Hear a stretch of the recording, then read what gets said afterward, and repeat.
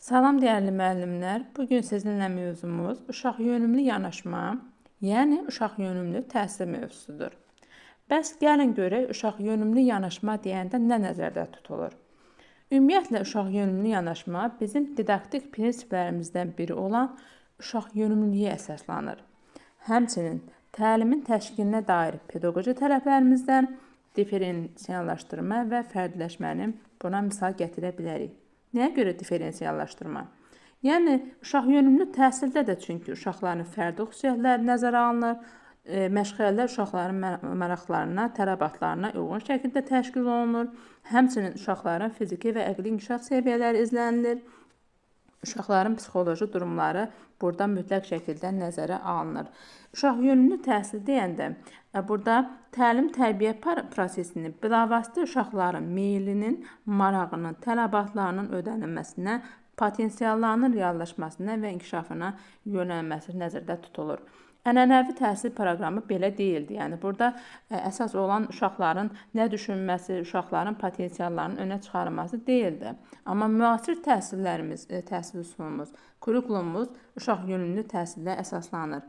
Yəni, uşaq yönümlü təhsil deyəndə biz keçdiyimiz məşğələlərin hər birini uşaqların meylinə, marağına uyğun olaraq təşkil etməliyik. Uşaq yönümlü təhsilin əlamətləri gəlin görək hansılardır. Uşaqların böyüklər və həmyaşıdları ilə əməkdaşlıq bacarıqlarını inkişaf etdirir. Uşaqların sərbəst şəkildə çətinliklərin öhdəsindən gəlmələri üçün özünü tənzimləmələrini gücləndirir. Uşaqlarda inam və müstəqilliyin inkişafını dəstəkləyir. Ünsiyyət vərdişlərini, öz yanaşmalarını izah etməyi və müdafiə etməyi inkişaf etdirir. Həmçinin tənqidi təfəkkürü inkişaf etdirir. Uşaqlara özlərini uşaq kimi aparmağa, özlərini rahat və təhlükəsiz hiss etməyə imkan yaradır.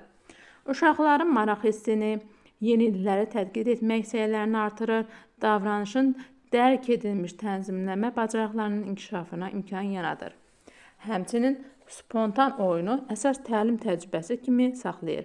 Spontan oyun deyəndə, əziz müəllimlər, burada nəzərdə tutulur uşaqların bədahətən, yəni öz təxəyyüllərinə uyğun hazırladıqları oyunlar burada nəzərdə tutulur. Yəni, uşaqların yaradıcılığı, təxəyyülləri burada əsas şərtdir. Davranışın dərk edilmiş tənzimləmə bacarıqlarının inkişafına imkan yaradır. Biz dedik, uşaqlara öz qabiliyyətlərini ifadə etməyə imkan yaradır. Uşaqlara öz təlimi ilə bağlı qərar qəbul etmələrinə imkan yaradır. Uşaqların maraqlarını nəzərə alır. Biz bayaqda dediyimiz kimi, uşaq yönümlü yanaşma deyəndə başlıca bizim vəzifəmiz uşaqların marağına uyğun məşğələləri keçməkdir. Təlim prosesində valideynlərin iştirakını nəzərdə tutulur. Yəni, uşaq yönümlü yanaşmada həmçinin valideynlər tərbiyəçilərlə sıx şəkildə əməkdaşlıq edirlər və uşaqlarının təlim-tərbiyə prosesi ilə bilavasitə tanış olurlar. Bəs uğur pedaqogikası gəlin görək nədir? Uğur pedaqogikası inkişaf etdirici təhsilin əsasında duran pedaqoji strategiyadır. Gəlin görək uğur pedaqogikası bizə nə deyir? Uğur pedaqogikası deyir ki, uşaqların qələbələri kiçik və ya böyük ola bilməz. O, nəzərə çarpan və çarpmayan ola bilər. Buna görə də uşaqların nailiyyətlərini diqqətdən buraxmamaq, onu mütləq şəkildə qeyd etmək vacibdir. Yəni, bizim uşaqların hər hansısa bir nailiyyəti varsa, uşaqlar hər hansısa bir işi bacarırlarsa, biz onu mütləq şəkildə qiymətləndirməliyik. Əgər qiymətləndirməsək, onun heç bir mənası qalmır. Yəni, uşaqlar özləri də bilməlidirlər ki, yəni həvəsləndirməliyik biz uşaqları burada ki, uşaqlar məsələn, hansısa bir məşğələni, hansısa bir oyunu, hansısa bir fəaliyyəti icra edərkən, yəni uğur pedaqogikasına əsasən uşaqları biz nailiyyətlərini qiymətləndiririk və uşaqlar həvəslənirlər və bu da uşaqların gələcək fəaliyyətlərinin, gələcək uğurlarını demək olar ki, stimullaşdırır. Yəni, uşaqlar gələcəkdə məsələn, etdikləri bütün fəaliyyətləri daha həvəsli edirlər. Yəni, biz uşaqların deməli deyirik ki, yəni bu uşaq bunu yaxşı bacardı, bu uşaq daha çox şey bacarmalıdır. Xeyr, uşaqların bütün nailiyyətlərini, uşaqların bütün qələbələrini biz mütləq şəkildə vurğulamalıyıq. Bəs bunu biz hansı yollarla etməliyik? Gəlin buna diqqət yetirək. Birincisi, qeyri-verbal vasitələr. Qeyri-verbal vasitələr nədir? Yəni, burada nəzərdə tutulur gülüş, başla işarə, uşağa göz vurma və yaxud da toxunmalar, çiynə toxunmaq, ələ toxunmaq, qucaqlamaq və s. qeyri-verbal vasitələrə misal ola bilər. Birgə hərəkətlər, Yəni fiziki hərəkətlər, uşağın yanında durmaq, oturmaq, onunla oynamaq, onu dinləmək birgə hərəkətlərə misal ola bilər. Verbal vasitələr, yəni şifahi vasitələr, sözlə uşaqlara biz belə deyək, stimul verə bilərik, sözlə uşaqları həvəsləndirə bilərik, nailiyyətlərini qiymətləndirə bilərik.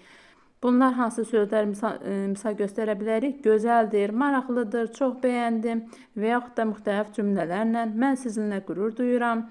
Birgə fəaliyyətiniz çox xoşuma gəlir, çox sağ olun, bu böyük nailiyyətdir, təşəkkür edirəm. Yəni biz bu sözlərlə uşaqları həvəsləndirə bilərik. Dəstəkləyici ifadələr uğur pedaqogikasında ayrı-ayrı məqamlarda istifadə olunur. Məsələn, qorxu hissini götürmək üsulu, buna nəyə misal göstərə bilərik? Darıxma, elə hallar olur ki, insanlar qorxu hissi keçirirlər. Yəni biz uşaqların qorxusunu aradan qaldırmaq üçün bu tip sözlərdən istifadə edə bilərik. Bütün insanlar səhvə yol verirlər, onları düzəldərək biz öyrənirik. Hətta əgər nəyəsə sənin istədiyin kimi olmasa, bu sənin üçün yaxşı bir dərs olacaq. Gizli təlimat necə olur? Məsələn, biz uşağa gizli şəkildə deyirik. Sən axı nədən başlayacağını xatırlayırsan, sən bunu düzgün edirsən. Bu olur gizli təlimat. Bəs amas vermə nədir? Amas vermə gələcək zamanda olur. Yəni gələcəyə yönəlik olur. Biz uşağa amas veririk ki, məsələn, səndə alınacaq. Mən əminəm ki, sən hər şeyi yaxşı edəcəksən. Görün, uşaq necə həvəslənir, yəni bu sözlər vasitəsilə. Bəs fərdi müstəsnalıq nədir? Fərdi müstəsnalıq. Məsələn, uşaqlara deyirik ki, bu yalnız səndə alına bilər. Yəni, uşağa artıq biz fərdi şəkildə yönəlirik, uşaqların hisslərinə yönəlirik. Motivasiyanın gücləndirilməsi, bu bizə elə lazımdır. Mən bunu müşahidə etməyə çox şad edim. Bu olur motivasiyanın gücləndirilməsi. Yəni, bu tip sözləri biz motivasiyanın gücləndirilməsinə misal göstərə bilərik. Fəaliyyətin yüksək qiymətləndirilməsi nə deməkdir?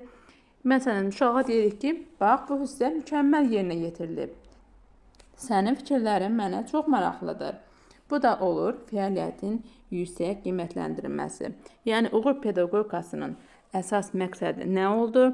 O oldu ki, uşaqların bütün nailiyyətlərini qiymətləndiririk, uşaqları dərslərə qarşı, məşğələlərə qarşı həvəsləndiririk və uşaqların, belə deyək də, bütün fəaliyyətlərini yüksək şəkildə qiymətləndiririk. Bu da oldu uğur pedaqogikasının, belə deyək, əsas strategiyaları.